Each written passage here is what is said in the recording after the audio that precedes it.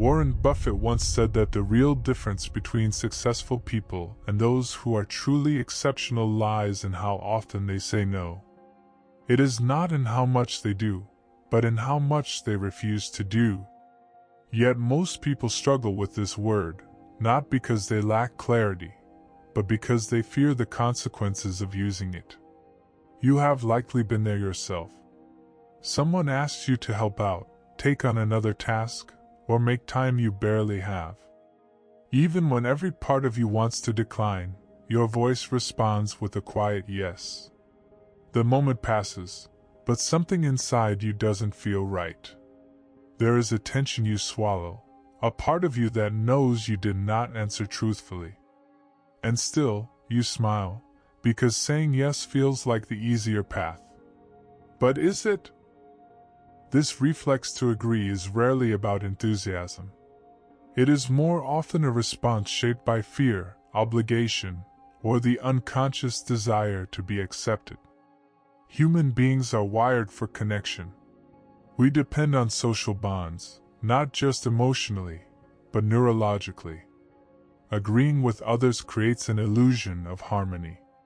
It allows us to avoid rejection, to protect our place in the group.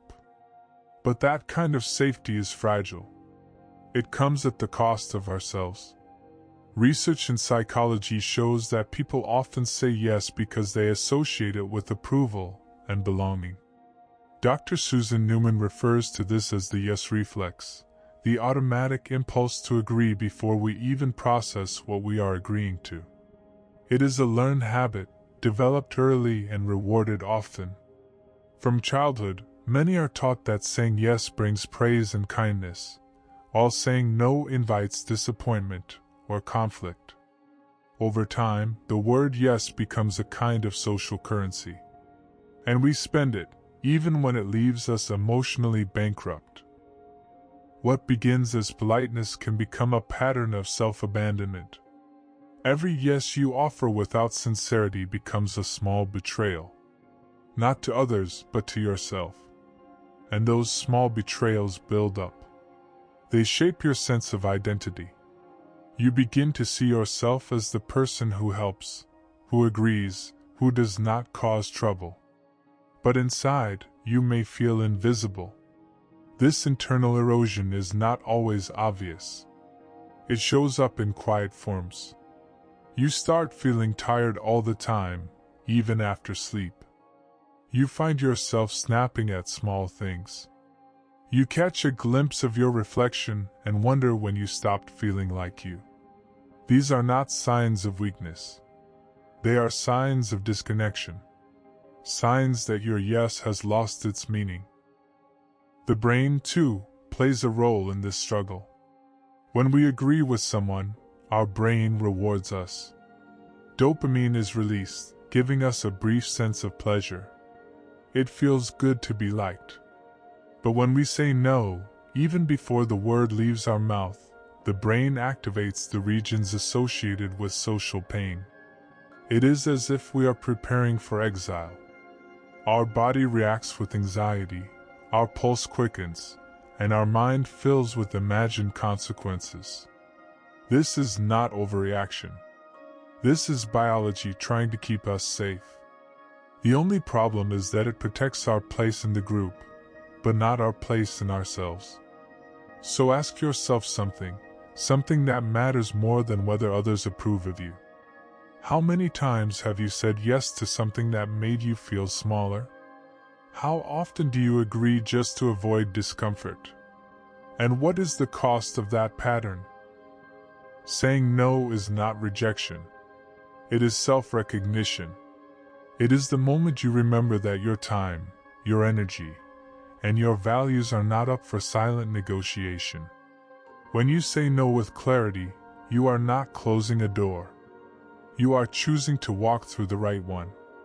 The next time you feel the pressure to agree, pause. Not to escape responsibility, but to return to honesty. You are not here to please the world. You are here to live truthfully in it. And that begins with knowing how to say no, not out of fear, but out of respect for yourself. Most people do not learn to fear the word no in adulthood. That fear is planted much earlier, often before we even understand language. From a young age, we are shaped by silent rules and spoken corrections. We are taught what earns approval, what avoids punishment, and what keeps the peace. In many homes, schools, and societies, the message is clear. Saying no is a risk.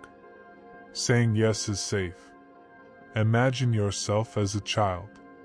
You are curious, loud, spontaneous, sometimes stubborn. You say no when something feels wrong or uncomfortable. But the reactions you receive start to shape you. A scolding glance from a teacher, a disappointed sigh from a parent, a rule that says obedience is equal to goodness. Slowly, you begin to absorb the lesson. Saying no makes people upset. It brings tension. It removes affection. So, without even realizing it, you start to trade your no for acceptance. This exchange becomes so natural that it is hard to see it happening. You agree to what you do not understand, follow instructions without question, and begin to prioritize approval over truth. The word yes becomes a survival tool. In some cases, it even becomes a performance.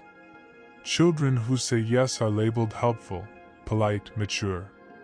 But those same children may grow into adults who cannot assert themselves, who struggle to voice boundaries, and who carry an invisible exhaustion that no one else can see. Psychologist Albert Bandura described how children learn by observation and imitation. When you saw your caregivers comply, tolerate, or suppress their real opinions for the sake of keeping things smooth, that image became a script. You internalized it. And if your environment punished defiance more than it rewarded honesty, the script became a reflex.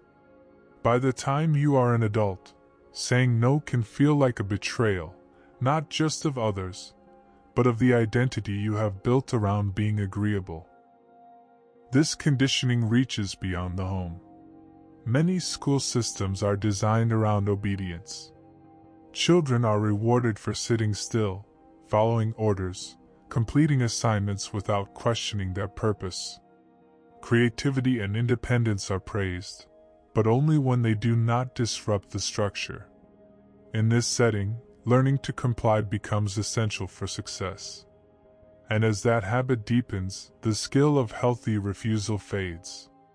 Now ask yourself something that might sting. Were you taught that saying no was rude? Were you told to respect your elders, obey authority, and avoid arguments at all costs?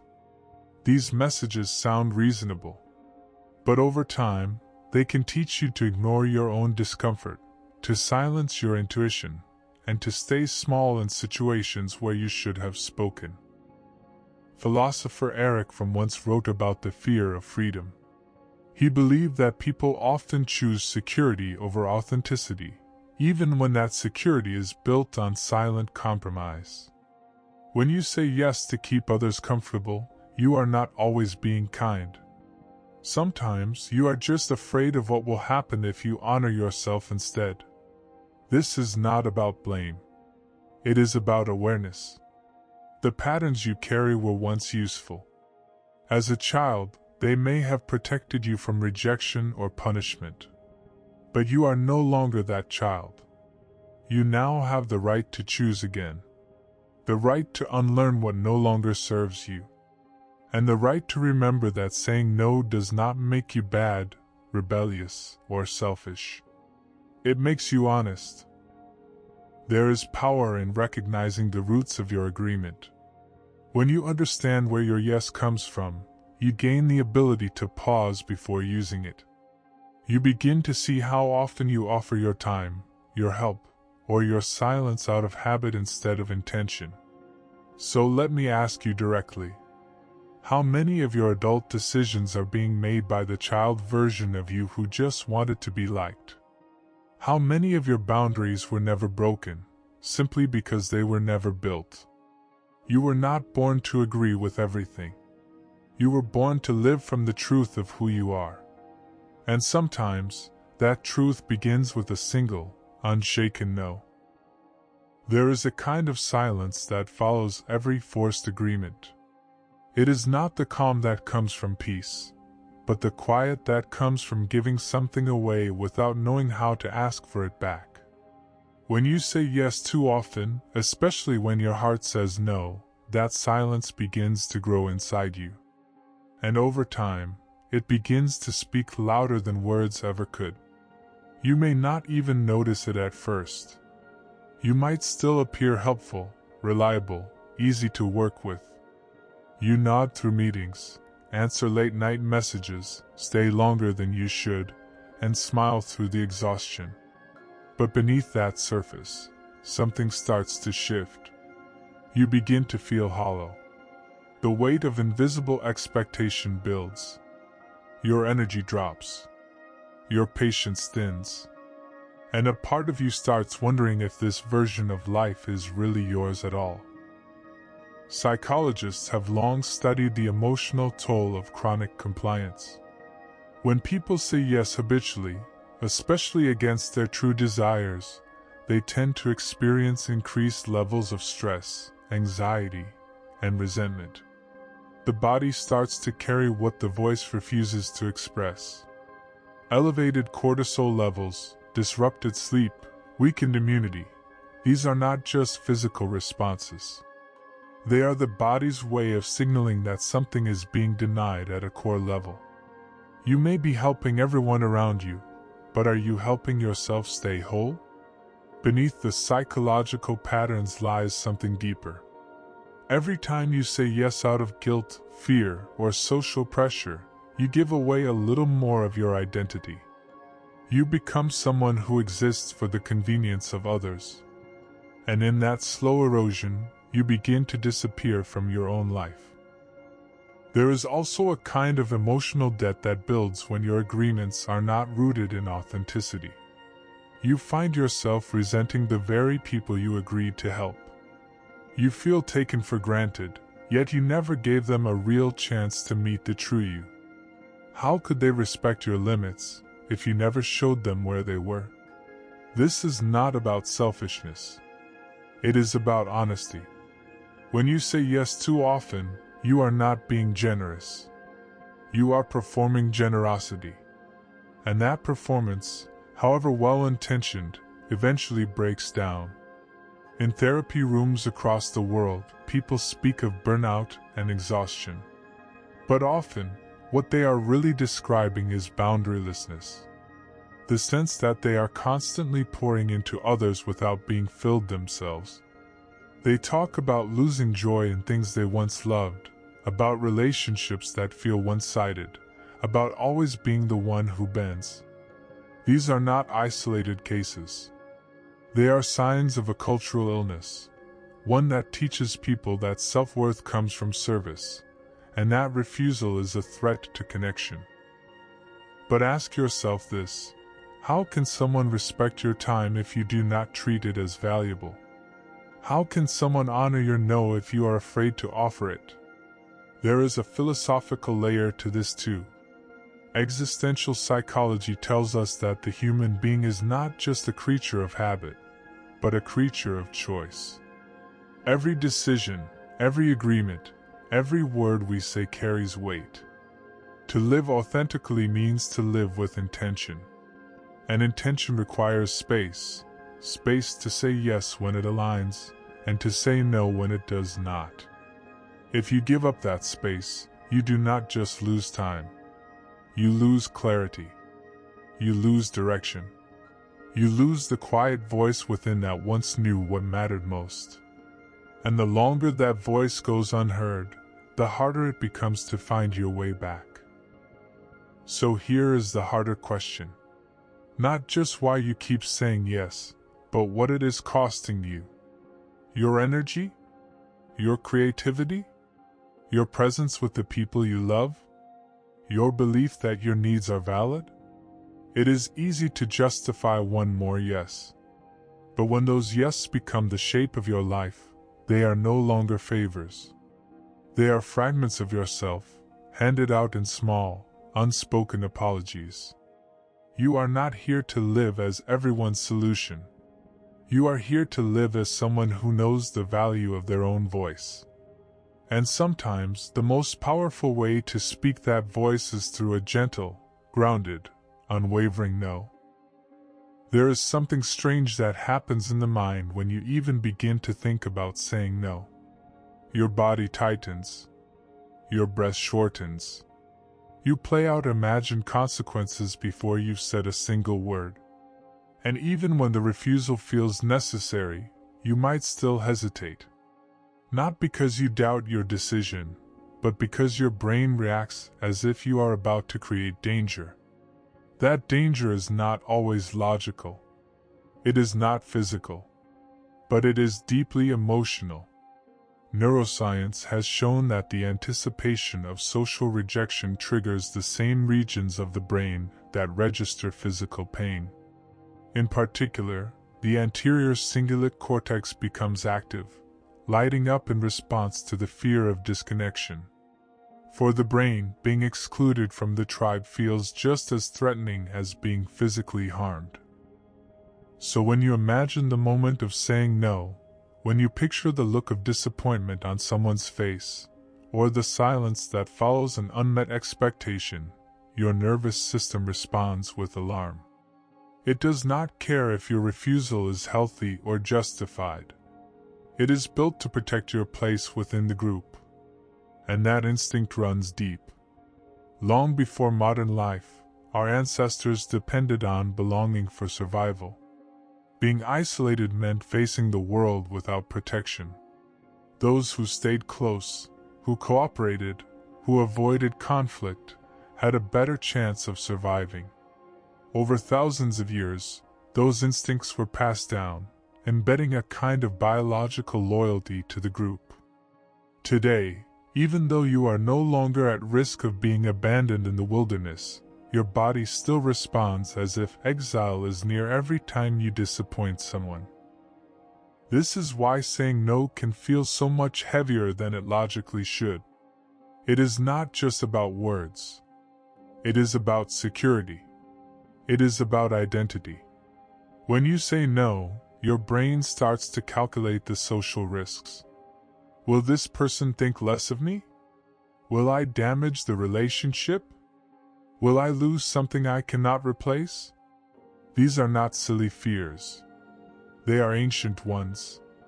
But they are also outdated. Modern relationships are more flexible than our biology assumes. Most people are not deciding whether to include you in their life based on a single boundary. And if they are, then the connection was already fragile to begin with. Still, your brain clings to that primal fear. It would rather you say yes and deal with resentment later than risk rejection now. But the more you understand this reaction, the more you can soften its grip. You can begin to see that fear as a signal, not a command. A voice from an older version of yourself that says, "Belonging is everything." But you are not living in a world where belonging requires self-erasure. You are allowed to be whole. You are allowed to disappoint someone without losing them. And you are allowed to honor your own needs without guilt. Consider this. If saying no triggers fear because it feels like disconnection, what if the real disconnection comes from betraying yourself? Every time you say yes out of fear, you create distance, not from others, but from your own integrity. And over time, that distance becomes loneliness. Not the loneliness of being alone, but the loneliness of never being fully seen. It is possible to retrain the mind. With awareness and practice, the fear begins to shrink. Studies in cognitive behavioral therapy show that exposure to discomfort, when done intentionally, rewires our stress responses. The more you say no from a place of clarity and calm, the more your brain learns that the world does not fall apart. Relationships endure. Respect grows. And you begin to feel the quiet power of self-trust. So here is something to reflect on. What if your fear of saying no is not a flaw, but a leftover survival instinct? What if your real challenge is not learning to be brave, but learning to be present enough to recognize that you are already safe? You do not need to fight your biology. You need to understand it. And once you do, you will begin to find that the word no is not a wall. It is a doorway. Not into isolation, but into truth. There is a point in life when you begin to realize that boundaries are not walls meant to keep others out. They are mirrors that reveal who you really are. And in a world that constantly asks for more of you, learning to say no becomes one of the most honest ways to define yourself. Think for a moment about all the roles you play, at work, in your relationships, in your family, in your social circles. Now ask yourself this: which parts of you feel true, and which parts feel borrowed? How often are you saying yes simply to preserve those roles, even when something inside you quietly resists? Saying no is not just about turning things down. It is about becoming someone who chooses with intention. It is the moment you stop drifting in the tide of other people's expectations and begin standing on the ground of your own values. Psychologist Carl Rogers spoke of congruence as the alignment between our inner truth and our outward behavior. When we live congruently, we feel whole. But when we say yes while meaning no, we create a fracture. That fracture might be invisible to others, but we feel it. It shows up in the quiet dissatisfaction we carry, in the conversations we replay at night, in the moments we feel like we have betrayed ourselves without even knowing how. Your identity is not something handed to you. It is something you sculpt through choices. And boundaries shape that sculpture. They tell the world, and more importantly, they remind you what you stand for and what you will not carry. There is a difference between being liked and being respected. When you say yes to everything, people may appreciate your effort, but they may never truly see you. Respect is born from clarity. It grows in the space where others know who you are and what you need. It cannot exist where your voice has gone silent. In philosophical terms, this speaks to freedom. Jean-Paul Sartre believed that human beings are condemned to be free. That means we are responsible for defining ourselves through the actions we take, moment by moment. Every yes and every no becomes part of that definition. So when you avoid boundaries out of fear, you are not just being passive. You are allowing others to shape the story of your life without your input. But clarity does not mean cruelty. A strong boundary is not harsh. It is not rigid or loud. It is calm. It is steady. It does not need to explain itself. It simply exists. And when you speak from that place, others feel it. They may not always like it, but they understand it. Ask yourself this: who are you when no one is asking anything from you? Who are you when you are not performing for approval? What would your life look like if every yes you gave was a reflection of your true desire, not a reaction to pressure? There is a quiet freedom in knowing your own lines. You stop blaming others for crossing them. You stop waiting for people to read your mind. You become the one who protects your time, your energy, and your presence. And in that act of protection, you begin to feel powerful in the most grounded way. Relationships that survive the truth of your boundaries are the ones that deserve your presence. The rest were never about you anyway. They were about the version of you that was willing to bend, to please, to disappear when it felt safer than being seen. Boundaries are not just protective. They are creative. They carve space for joy, for rest, for things that matter. They make your yes feel sacred again. Because when no becomes an option, yes regains its meaning. You are not here to be everything for everyone. You are here to be yourself fully. And sometimes, that means saying no with grace and not looking back. Saying no does not have to sound like a slammed door. It does not have to sting. It does not have to carry sharp edges or cold detachment. When done with compassion, it can become one of the most respectful and healing words in a relationship. Because at its core, a compassionate no is not about rejection. It is about honesty. And there is nothing more respectful than giving someone the truth with warmth instead of silence with resentment. Many people avoid saying no because they assume it will hurt the other person. They imagine disappointment, anger, or withdrawal. And sometimes those reactions do come. But what most people actually want is clarity. They want to know where they stand. What creates real harm in relationships is not the word no. It is the confusion and frustration that comes when someone agrees with their words but not with their energy. Think about a time when someone said yes to you but never followed through. Or when they seemed uncomfortable the entire time they were helping. Did you feel grateful, or did you feel like a burden? Saying yes when you mean no does not serve connection. It strains it. Over time, it creates emotional debt on both sides. You feel overextended. They feel uncertain. And what could have been an honest conversation becomes a source of tension. But saying no compassionately requires more than just words. It requires presence. When you say no while remaining emotionally available, you show that you are not abandoning the person. You are simply honoring yourself in the process. You stay kind. You stay grounded. And most importantly, you stay true.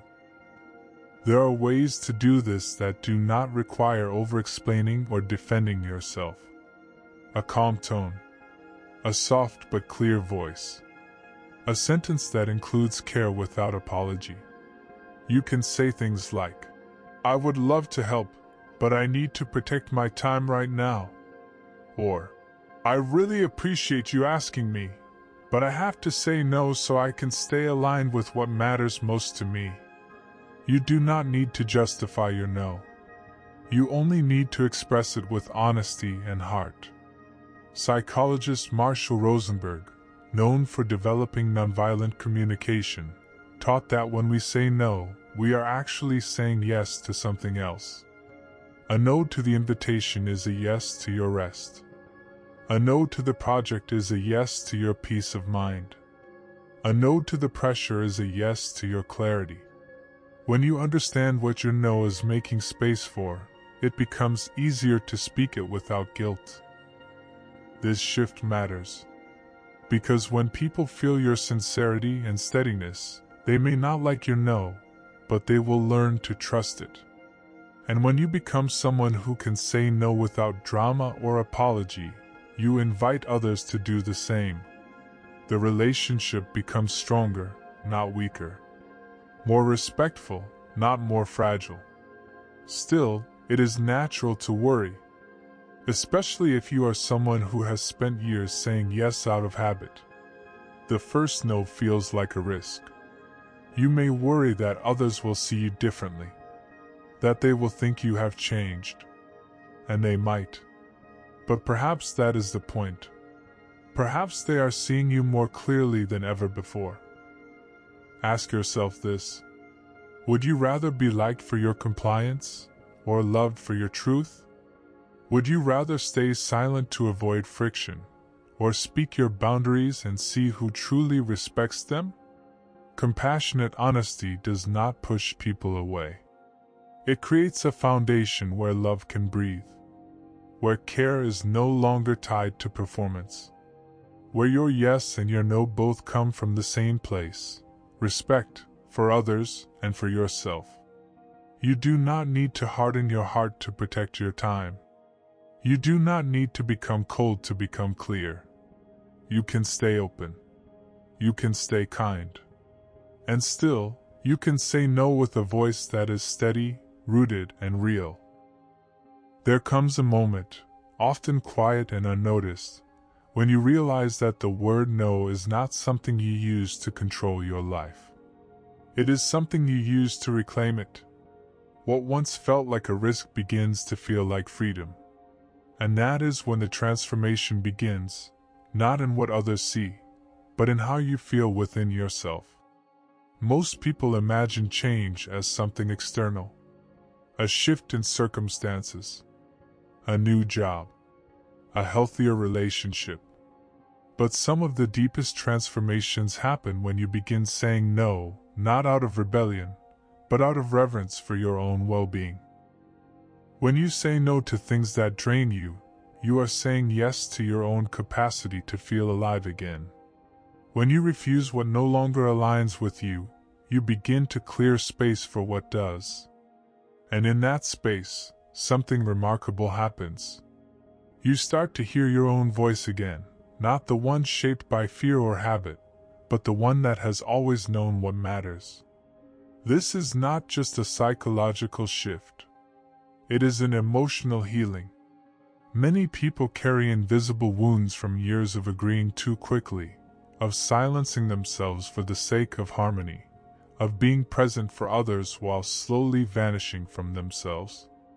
The word no becomes a way to stitch those wounds closed. Not because it fixes the past, but because it ends the pattern. In Jungian psychology, there is a concept called shadow work, the practice of reclaiming the parts of yourself that were hidden, denied, or shamed. Often your no lives in that shadow. It was pushed aside in favor of being liked or accepted.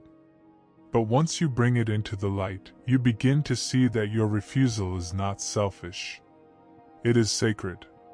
It is the boundary between the self you perform and the self you protect. There is peace in that boundary. Not the peace that comes from avoiding conflict, but the peace that comes from knowing you are no longer at war with yourself. You do not have to agree just to be loved. You do not have to give everything just to feel worthy. You begin to see that your value is not in how much you do, but in how true you are to what you believe. This clarity ripples outward. Your relationships change. Some deepen, built now on mutual respect instead of silent sacrifice. Others fall away, revealing who was drawn to your compliance rather than your essence. Either way, you feel lighter, you feel stronger, and you feel more at home in your own skin. Ask yourself gently, what have you been carrying that was never yours? What have you been saying yes to that has been quietly exhausting you? What might open in your life if your boundaries were not apologies, but expressions of love? It is not always easy. Healing rarely is. There will be moments of doubt. Moments when the old habit pulls you back. Moments when you are tempted to say yes, not because it is right, but because it is familiar. That is part of the journey.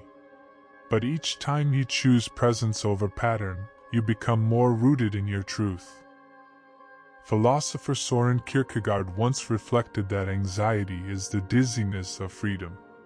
It makes sense, then, that saying no can feel disorienting at first. But within that discomfort lies possibility. The chance to live by purpose instead of pressure. The chance to shape your life instead of shrinking within it. You do not need to change everything all at once. You only need to begin with one honest no. One refusal that honors your time. One choice that protects your energy. One moment of courage where you trust yourself more than you fear disappointing someone else. And from that moment forward, your life begins to return to you.